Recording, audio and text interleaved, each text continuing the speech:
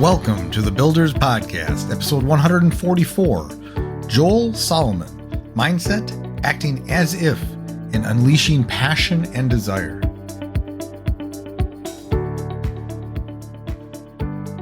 Before we jump into this episode, please subscribe to this podcast, hit that notification bell if you're on YouTube, and after a listen, please give us a thumbs up, like, and share, if we've earned it. With your help, we can reach more people and deliver these valuable from the trenches lessons to those that need it. Enjoy the episode.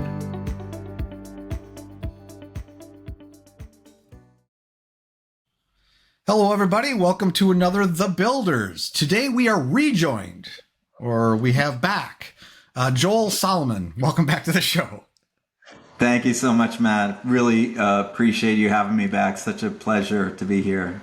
Well, we had such a great conversation the first time. You have an amazing story, and there's a lot of gold in that brain of yours to mine. so that's what we're gonna do today. We're gonna we were just talking before we hit record, and we have a bunch of ideas of things we can talk about, and we're like, well, we'll just have you back again in an hour. In an hour, yeah. We'll just record all day. We'll record like 10 episodes today. What do you think? But Joel is a chief prosperity officer, but he likes to call himself the master prosperity officer. And but he basically, what it boils down to is he educates people about money. Yes, That about sums it up. And today we are going to talk about something that's important for all of us as entrepreneurs. I can't talk today. Business owners, people that are in it, in the trenches, building it. Mindset. Mindset is super crucial because, especially in this context, because we deal with a lot of stuff as business people. A lot of ups and downs. It could be going great for a while, and then something happens unexpected, and the financial end of things kind of nosedives. You have to try to get yourself out of that, but to keep calm and figure out how to have the right mindset to crawl out of those spaces. It's very, very critical. So I'm excited to learn from Joel today. About what your thoughts are around mindset and how early stage entrepreneurs or budding entrepreneurs can what they can learn from what you have to tell us. Thank you, Matt. So just to be clear, I'm not a financial advisor. I'm not a financial planner. All I do is coach and teach, and I teach how to shift your mindset, how to raise your belief levels about money. So mindset is really critical. A lot of people come to me and they want to learn about stock investing or real estate investing or other types of investment asset classes. And I say, yes, I will teach you that. But first, I will teach you about your mindset, because you need to know where you are in order to get to the next level. And self-awareness is really critical in all aspects of your life, and especially in business. So I just want to tell one quick story about, and then we can get into some of my client stories. But one quick story about me when I was starting my hedge fund. So what happened was in 2008, I got my dream job, which was managing money for Citigroup, and I was hired to be a hedge fund manager, and they gave me $300 million to manage. Wow! And it was 2008. Bad timing. You may remember 2008 wasn't the best year in the stock market. The market was down 40%. Financial companies, the only ones I was invested in, were down 57%. Well, I managed to make a little bit of money, a few percent that year. And the next year was better, a lot better. And the next year was better. And I might actually still be working there today, but there was a law that passed that said banks cannot own hedge funds. And my whole division was laid off in February of 2012, which actually gave me the kick in the butt to start my own fund. So I started my own hedge fund, and I started the process. And that process in 2012 includes, first of all, reaching out to potential investors. And I had two that had right away in the first few months orally agreed to give me money. So I'm like, awesome. Don't have to market anymore. I can start with the service providers. So I hired a lawyer, which is the first step. And then I hired an auditor, a fund administrator, an accountant, compliance company, and a prime broker. And I moved into my prime real estate space on December 12th of 2012, overlooking Madison Avenue in Manhattan. Wow. I had a glass window. I had enough space for 8 people, and I felt like I'd arrived. And then I called up those 2 companies, and both of them backed out. I had no pipeline. So why did they back out? They just decided. One of them said that they had found another fund that they were invested in throughout. That was like it was 8 months later, and they had found a bigger firm. I was a startup, and they found a bigger firm. And the other company decided not to invest in any hedge funds. They had taken it to their investment committee. So I didn't really even know the process of getting approved. I just thought, well, I talked to the chief investment officer of the company.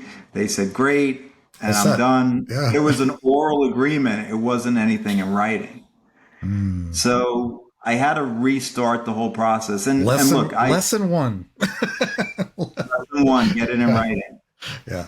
And lesson 2 is to actually have maybe a plan B. But this was a dream I had had for literally 15 years. My dream was to have my own company managing money. And I was this close. So I could have given up. I really could have. And, that's a point a lot of people would they would cash it in and head right to the bar and drink their sorrows away. Yeah. But it was still a big dream of mine, and I decided I wasn't going to give up. I was going to act as if, and we talked a little bit about this last time, act as if what I wanted to happen is already happened. So I acted as if we already had the money. So as an entrepreneur, you can act as if, right? So let me go through the process of what I did for my hedge fund and what I do almost all the time in this current business as a prosperity coach, and what you can do as a early stage investor. So what did I do? Well, first of all, I acted as if by hiring the analyst that I was going to hire anyway. And I just told him stay home because so he was WFH before WFH was a term, right? Working from home. And because I had to pay for each seat in the office, I paid per seat. And so if no one was there, I didn't have to pay for him. So we just did a morning. We had a morning call, acting as if we were already invested, and we talked about stocks. And then we went to conferences. We were invited to conferences, and we acted as if we already invested. We asked the companies the tough questions. And then my colleague and I would come back from the conference. We'd call up the companies and get more detail, acting as if we were already owned their stock or whatever. And then I did something more crazy. I put together a spreadsheet, and we wrote down all the stocks that we were long betting that were going to go up and short betting that were going to go down. And then I calculated every day in the spreadsheet how much money we made, as if we were already invested. And then we celebrated. Sean, great day today. Keep it up. Or Sean, oh man, we got to rejigger the portfolio. We got to adjust things. We lost $1 million today. And we did that every day. Now, I didn't just do that, of course. I did take some action steps by banging the phones, talking to as many people as I could, and then going out to the cocktail parties where the investors were and talking to them and saying we're launching a new fund and so on. But I acted as if we had the money, and within 30 days I had a great meeting with another company, and then 60 days later we had a written agreement, and then 60 days after that we had the money and we were starting to invest. Wow. So yeah, so I believe by acting as if we had the money, we got the money. That mindset of acting as if what you want to happen has already happened is really powerful. And there's many ways you can do that, right? You can take those action, like play the game like I did. So how can you play the game in your business? So Mm. what would you do if you made $50,000 this month as a early stage entrepreneur? Think about maybe giving 10% to charities. So research some charities that you might give $5,000 to. Now, do it now. Act as if the money came in and you're writing that check for $5,000. What else could you do? Where else? Maybe you could say, oh, okay, wow, I have extra money to invest. Maybe I need to hire a prosperity coach to help me invest this money to learn about stock investing.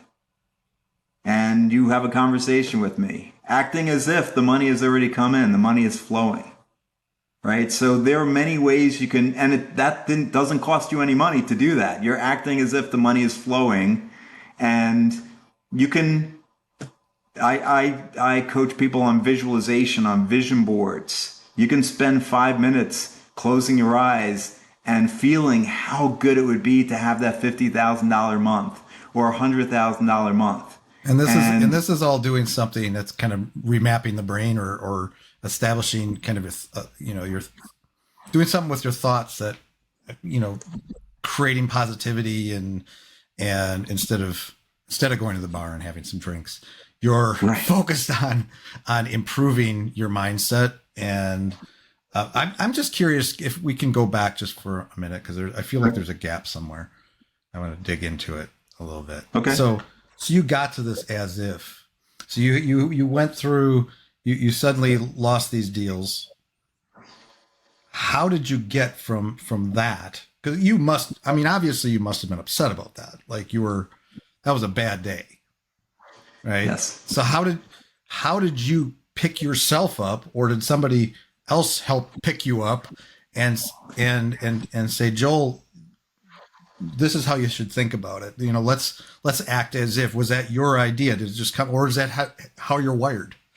Maybe it was a natural transition for you. I actually happened to go to a personal development course that week that happened. Okay. And so I'm into personal development. I'm into learning and growing every day. And I work with entrepreneurs who are also interested in learning and growing every day. Hmm. And so that's just been my life, is Gotcha. how can I improve myself today? And yes, that day was not a great day.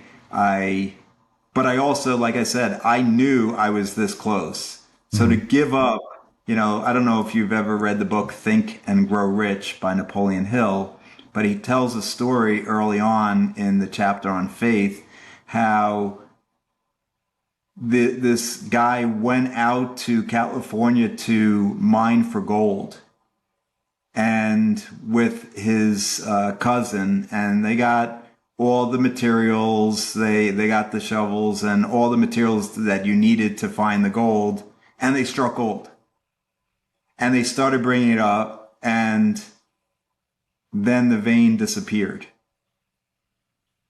And so they moved a couple of feet north, a couple of feet south, left and right, nothing. So they sold all their materials and equipment to this junk guy for not much money, and went back east and with their tail between their legs. Now the junk guy hired an engineer who found the fault line 3 feet away from where they had stopped digging and became a multimillionaire.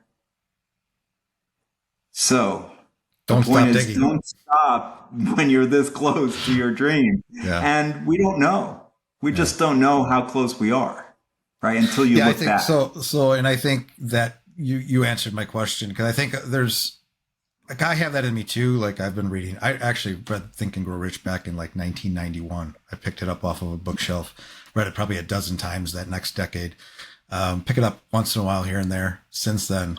But that is, I think, wanting to pursue self improvement, wanting to, that reading those books and listening to speakers or whatever that talk on this stuff kind of remaps your brain, and you start to, you don't have that. So when something bad happens, you automatically have a different way of looking at it, or you're able to rebound because you think of, wait, because of that story you just told.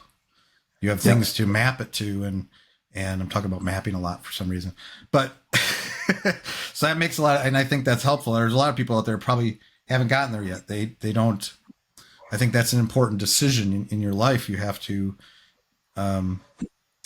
you have to, especially if you're going to be a business or an entrepreneur, things, there's going to be bad things that happen. So you got to figure out how to deal with that, and that path of learning how to deal with those things is important. Well, I will challenge you a little bit there, Matt, and say, and coach you and No. say, yes, if you don't mind. Okay. So I will tell my clients, don't assume that bad things are going to happen. Assume good things are going to happen, right? So you get what you think about most of the time. So let's assume that things are going to go great. Now,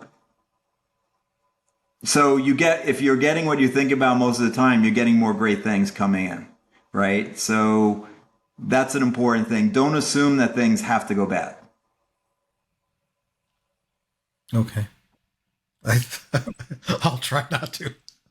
So, I mean, it's a I'm mental there. I level. mean, I'm there in my, like in my business. Like, I assume, I know that, I think of things as a numbers game. That, like, if you're a salesperson, you're going to go out to 10 sales calls. You're not going to close every single one. When you look at it from that perspective, but you know your numbers. Okay, I'm going to close on average 4 or 5, and that's going to Right. make me X, or that's going to keep me in business. So I think of things like that. I guess that's maybe how I'm looking at it. But yes, you can't assume that everything's going to go haywire and south, because that would be sad and negative. Right. Going back to Think Rich, I actually picked it up in 2008, and I've read it twice a year since then. So I've Mm. read it 30 times now, and the book's new every time I read it. Actually, the book's It's not new. I'm in a different it, place, so I'm learning yeah, something different. but yeah, So, yeah. It's one of those books you can read over and over again, because you learn every time you read almost it. There's something else that, because you're in a different place in your life too, and as you learn, so you pick up right. new things. Yeah, So yeah, going back to the story, yeah. So hopefully that answered your yeah, question yeah. about how I dealt with that massive disappointment. The other thing I would say is a way to live your life can be, what is the gift in the challenge? So there's something going on that maybe is not awesome. What is the gift? Can you look back maybe and or go to 30,000 feet and say, okay, I'm looking down on this situation. Is there something good I'm getting out of this? Mm. Right. And I tell my clients, I take full responsibility for my life. I've been divorced twice. I take full responsibility for it. And from those big challenges have been awesome, awesome gifts. I've learned so much. I've grown so much from both of those experiences.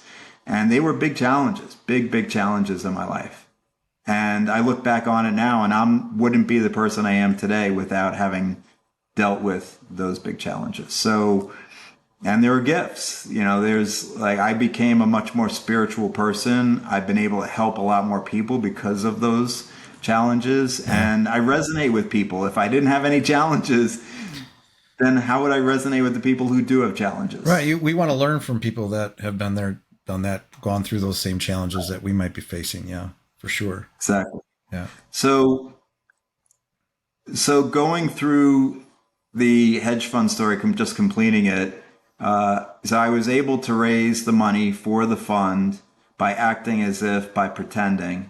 And what I recommend to my clients now who are early stage entrepreneurs is how can you act as if, how can you pretend in your own business if you have a file for each new client?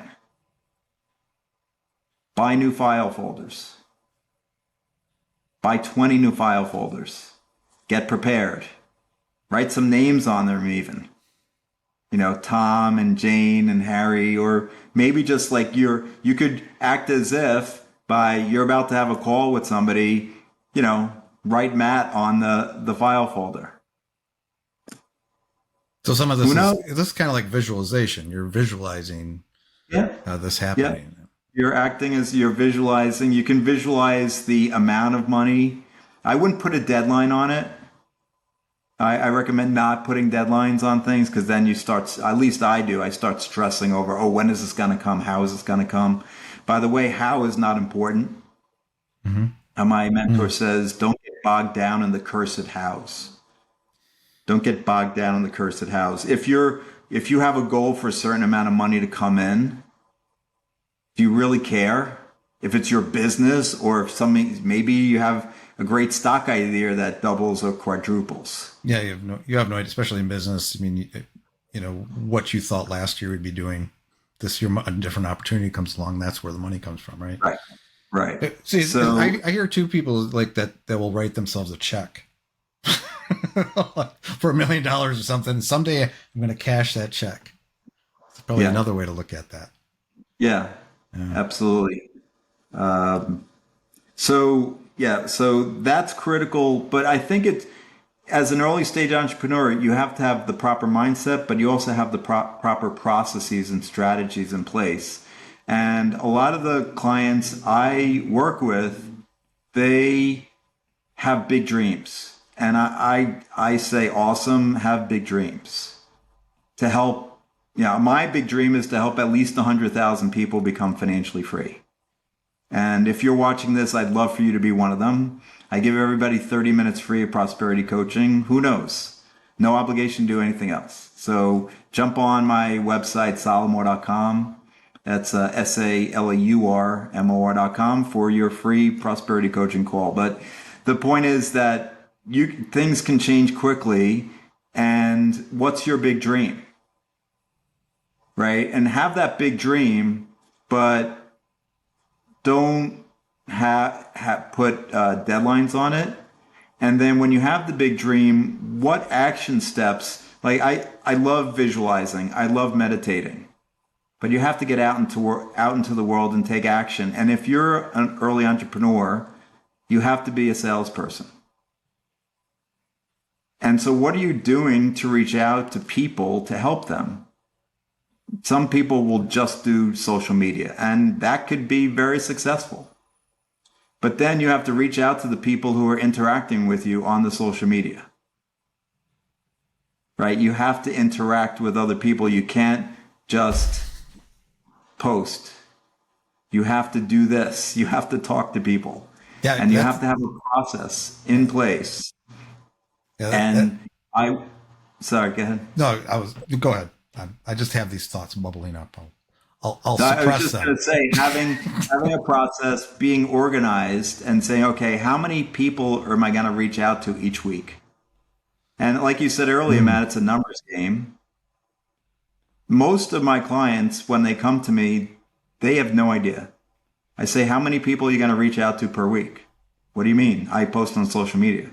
Okay, well then if you post, then how many people are you reaching out to from those posts? Maybe you post every day. So that's 22, and just during the week, that's 22 times. Then you're getting 2 comments a day or 5 comments a day. Are you reaching out to those people with a sales call? Like talking to them? And it's a numbers game, right? If you're, just for example, if you're reaching out to 60 people a week, generally the response rates are anywhere between, depending on how good you are, 20 to 50%. So let's just say a third.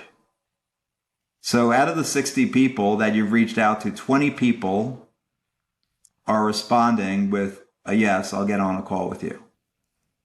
Now, usually not everyone shows up. We were actually talking about this before we started, right? And so let's say 75% show up. So now you're getting on 15 calls. So what percent of the calls are you actually closing on? Probably not 100%. It's usually 10 to 20%. So if you're reaching out, say it's 10%, be conservative, that's 1.5 a week. Times 4 weeks is 6 people. So you're closing 6 sales a month if you reach out to 60 a week. That's an important number to know. And if you don't reach out to anyone, guess how many people you're going to close? How many people you're going to help that month? Mm-hmm. 0. Yeah. Okay. I have a lot to say to this. I'm going to reinforce everything you just said. Well, number one, I think it's important to understand that it's a multifaceted game. Like if you're doing social media, it's not just posting, like you said, and just watching the likes show up and hoping more and more people like you. It is engaging, interacting, shooting somebody a note, networking, starting a podcast and getting people on a podcast. But so that's really important. That's important to my agency. Like we have a flow of leads that come in, a flow of partnership people. Yesterday I was on a call with somebody that was actually really interesting because one of my guests reposted our episode, and then somebody that he follows saw that and then kind of dug through who Matt Levenhagen is and then found my agency, and he's got an agency and they need help. And we got on a call, and now we're going to try out some projects. That happened through LinkedIn. It happens. And he was excited because he's like, you're proving why this works. But the other thing, I want to just tell a story. I'll try to keep this somewhat concise. So back in the day, in the early 2000s, I was an insurance agent. For a little while, I focused on life insurance and particularly mortgage insurance. And I was selling at the time. And there was this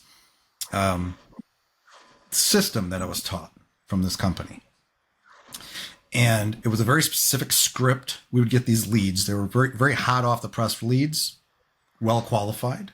They were asking for insurance.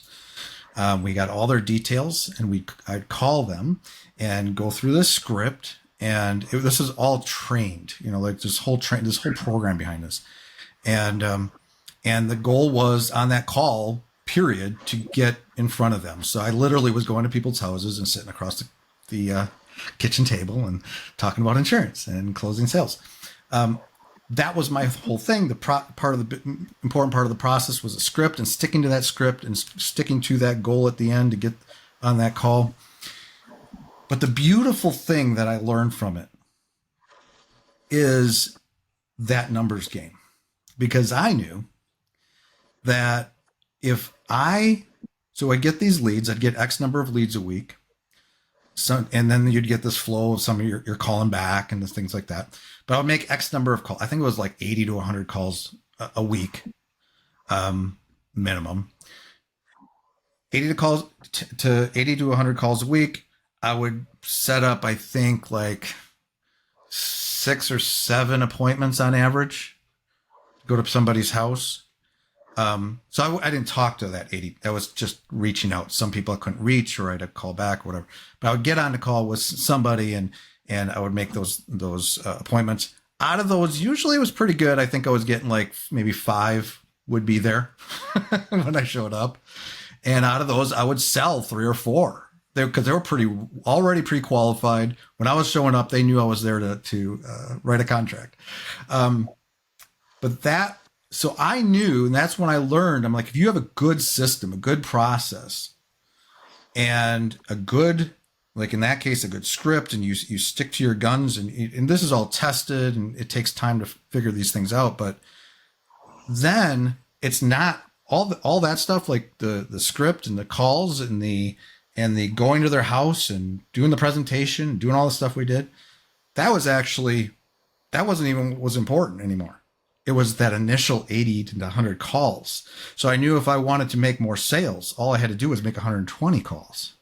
Or if I had a slow week and I only made 50, guess what? I'm not making as much money. So that is, so hopefully that reinforces kind of what you're talking about there. That translates to so many things, including social media. Absolutely. And the other thing that's really important to talk about also is the mindset, the how excited, how enthusiastic are you when you're discussing your service or your product? Yeah, You yeah. know, my mission is to help at least 100,000 people become financially free. When I get on every call with somebody, I'm thinking, how can I help them become financially free? Like Love that's it. my mission. And so being enthusiastic and having a process is fine. You know, having a process is fine, but like really in your heart of hearts, like you want to help people, you want to be of service to others, you want to change lives. That's what's critical. I have interacted with many people who have a product and they're pitching a product Mm. because Mm. they work for a company that is selling that product. It's not about solving a problem. Now, there are a lot of people out there who want to solve their financial insecurity, right? And I'd love to help them. There are other people out there who want to sell a product to solve that financial insecurity. I'm all about trying to figure out that you're an individual, and I believe that everyone can become financially free, but maybe in a different way. It could be your business. And if you're passionate about your business and you're early in, but you need some processes set up, I can help you. But it could be investing in stocks or real estate or crypto, whatever it is. Like, I believe that you're much more likely to become rich doing something you're interested and passionate about rather than my email this past week was, did you play the lottery this week? It was tongue in cheek because I don't believe that even if you're playing the lottery 10 times a week, you're going to become rich playing the lottery because one, it's not your passion, right? It's not your passion. And we talked about Think and Grow Rich earlier. Burning desire. Do you have a burning desire to win the lottery? No, I think you might have a burning desire for your business to grow and help others. Or you might, like me, be passionate about finding that next great stock idea. It's kind of hard to be passionate about the lottery. Yeah. Yep. And that's crucial. And that's something you definitely learn from Think and Grow Rich. That burning desire, that's, that'll stick with you because that is, it took me decades to find my true passion, like what I was really made. Like, I feel like what I'm doing now, finally, in my early 50s, I'm finally doing what I was created to do. Like, I feel like it's a synergy of everything. Like, I love business. I love running teams. I love the design and development process. It's that creative side of things mixed with technical, nerdy stuff. It's perfect. I'm in that perfect place and I enjoy getting up every day. I can't wait to sit down and get to work. But if you don't have that, if and it's going to take, it's trial and error, right? I mean, you may Right. not find it the first few times out. It might take a few decades like me. Hopefully not. Hopefully some of you are smarter than me, but, but that's crucial to everything, like, and ties into mindset. Yeah. Yeah, I So, mean, the same thing for me. I thought I was doing my passion when I actually started working at Citi in 2008. And then the epiphany happened in December 2015 and realized that helping people become financially free, working on their mindset, teaching them how to manifest money and teaching them about investing or how to grow their business is my true passion and my purpose. And actually from Think You're Rich, purpose is so critical. Have a definite purpose, because that definite purpose goes in with the enthusiasm. You're excited to wake up in the morning because you're excited to do what you're doing. And for me, it's like I'm excited to coach somebody or get on a call with somebody because in 30 minutes, who knows? Like I could change a life, and that I'm serving them even with that free 30-minute call. And I've had people manifest $7,000 in a few weeks after that call. You work with a And lot of coaches and stuff, right? You I do. various types of coaches. I work with health coaches, nutrition coaches, life coaches, empowerment coaches, meditation teachers, yoga masters, Reiki masters, Reiki. shaman. Yes, Reiki.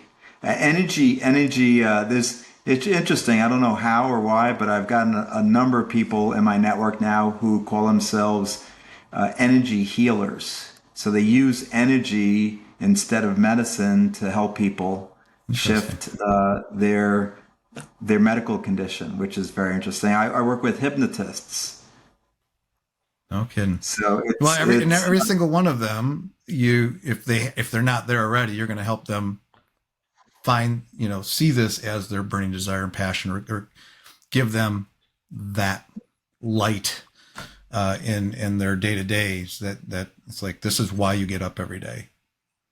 You're doing this absolutely. thing. You're Or helping people. if it's not, then find their true passion, trying to Right. find their true purpose, that definiteness of purpose, because Yeah. that's where it all starts from. And that I can tell when I get on call with somebody if they're doing something that's not their definite purpose, Mm, because they're not excited, they're yeah. not enthusiastic.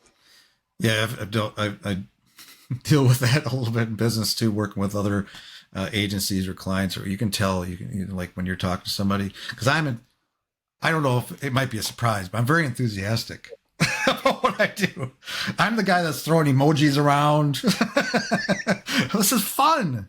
In fact, I Yeah. just posted my Slack today. I'm like, we got a little water cooler in our Slack, a little channel, because once in a while I throw some GIFs in there and whatever. And today I'm like popped in. I was like, everybody having fun.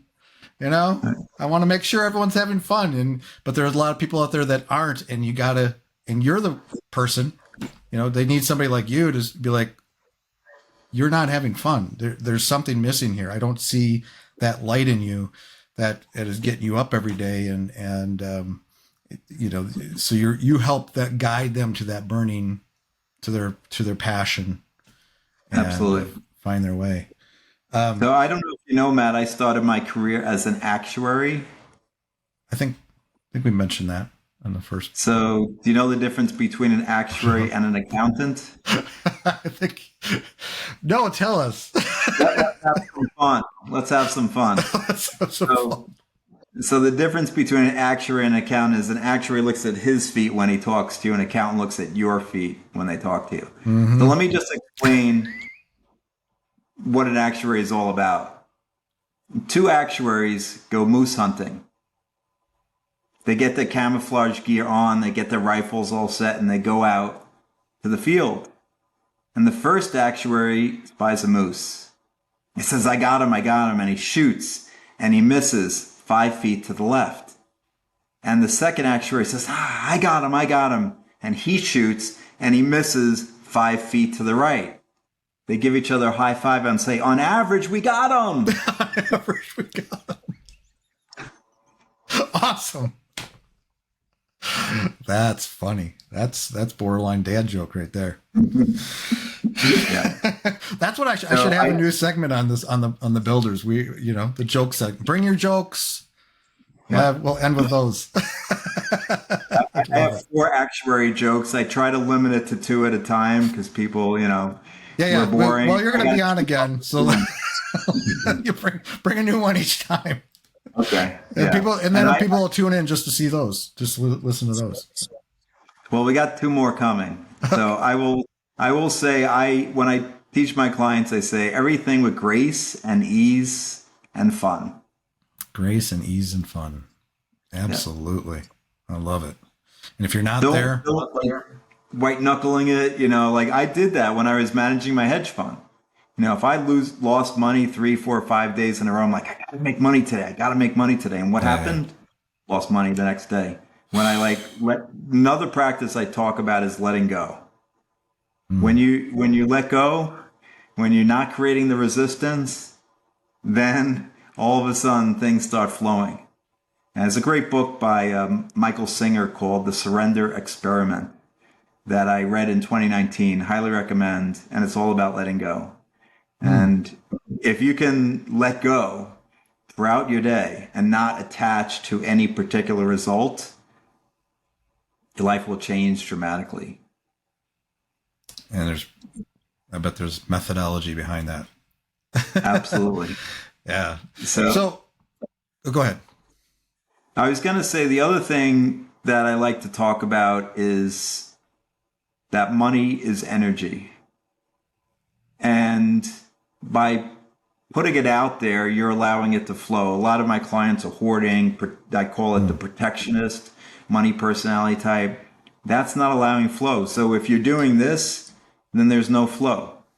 And it's unlikely to come back to you in multiples if you're hoarding like that. The other thing to point out is there are different frequencies, vibrations for different levels of emotion.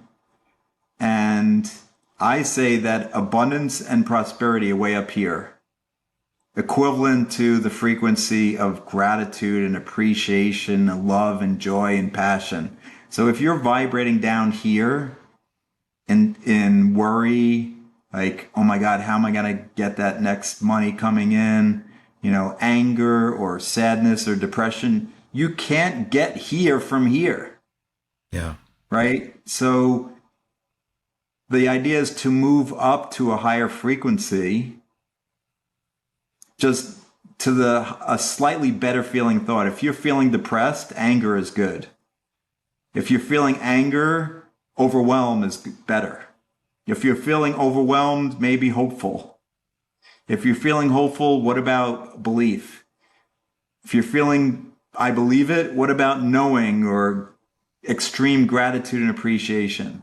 So knowing that how you feel and what your vibration is attracting that to you is really important. So check in with yourself a few times throughout the day and say, okay, how am I feeling right now?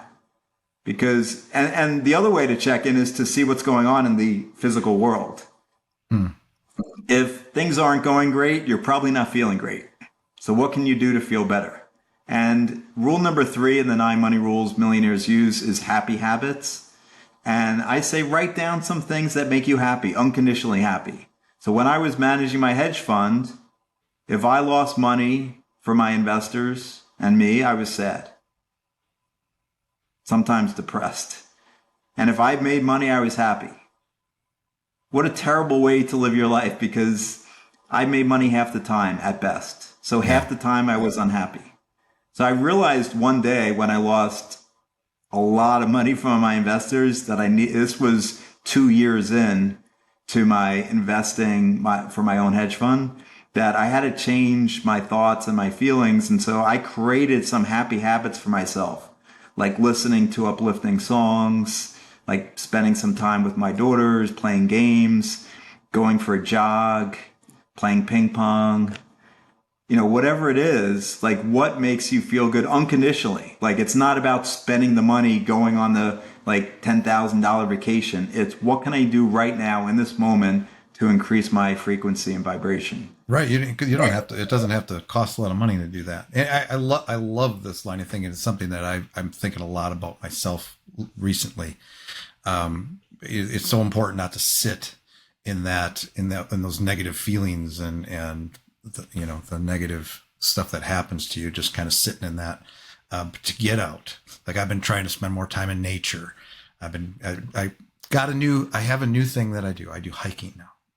I started that Nice. this year. I probably hiked, but I never called it hiking. I was going out. But Well, now I'm like purposely I have a purpose to get out into nature, into the woods and just be out there. And And that's something that makes me happy. I've learned that makes me happy, or just taking my dog for a walk or whatever. But yeah, instead of sitting in it, to find things that I love, that to find things that bring you joy, whether that's Yeah, I'll spending give a time with few your. more things. So when I go for my jog in the morning, I give a smile to a stranger. So that's one of my happy habits. Ah, I like giving smiles to strangers. You could write in your gratitude journal, or you could dance. A lot of my clients love to dance. You could dance home alone, naked,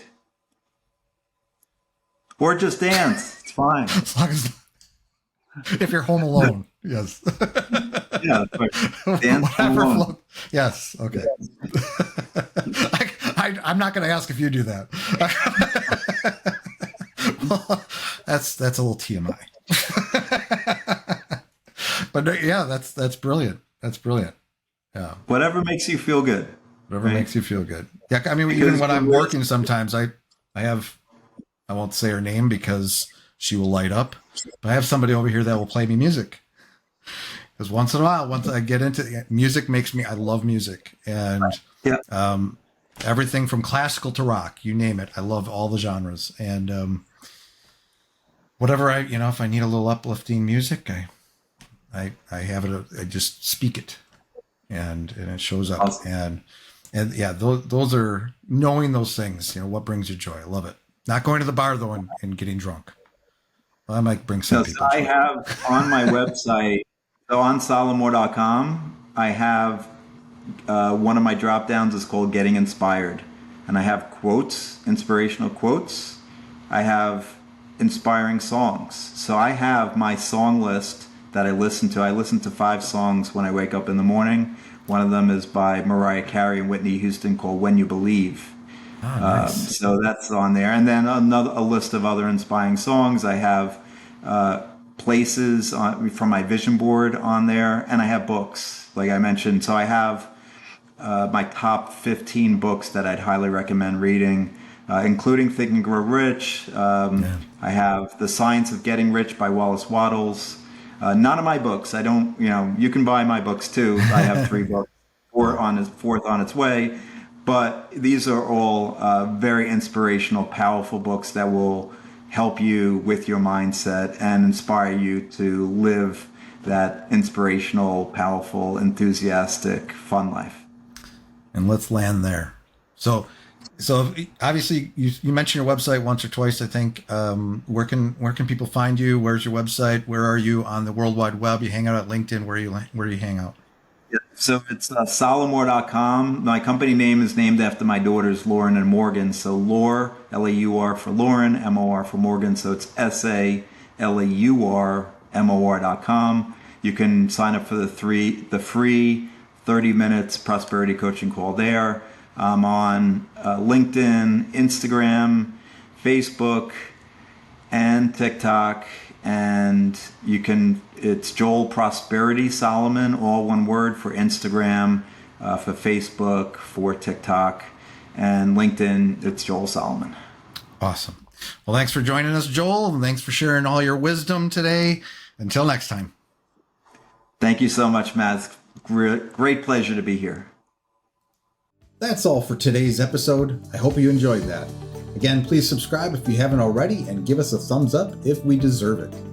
If you want to comment on this episode's page, provide me with requests on topics for future episodes, or inquire about being a guest, please find your way to thebuilders.fm. You can contact me there or add a comment under these show notes. Now a word from our sponsor, my agency, Unified Web Design. We build custom websites, features, we maintain websites, we work with agencies to fulfill their web design and development needs, and more. If you're interested in our services or are looking for an agency to work with as a partner to build awesome sites for your clients, feel free to reach out to me at unifiedwebdesign.com. There's a handy contact me link at the top. Fill out that form and it will open a ticket, and that ticket will find its way to me. Thanks for joining me today. We'll see you next time.